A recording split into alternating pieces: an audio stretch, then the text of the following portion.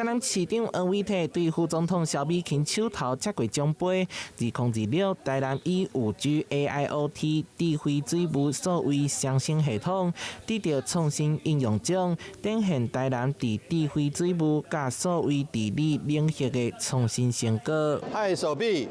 請跟我打招呼。透過麥克聲控 AI 機器人，還有機器人送餐、模擬自動化餐飲服務，為了讓大家看到智慧治理成果，台南市府特別在智慧社區展當中設置主題館，唔但跨局處整合，同時結合企業的 AI 加機器人技術，展示在文化保存、健康、環保、教育、巡檢救災等社區無共層面的智慧創新運用。沙崙的算力，然後南科的晶片，或者是這個我們台南的綠能的發展，事實上剛好都切合着新時代的這個國際的潮流。加上台南作為機器人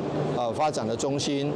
那我們在無人機上也有很多的進步，而且早就在丹納斯風災，甚至在之前，我們就已經運用在這個實際的城市治理上。把科技應用在社區治理，黃偉綽強調，台南市早就衝到第一線，更對台南的 AI 實力充滿信心。現場超過15間機器人廠商，希望發揮在地優勢，把台南打造成全球 AI 機器人產業之路。如果能夠讓人形機器人來取代一些勞力密集高、危險性高，而且這個體力負擔大，這個部分對於我們的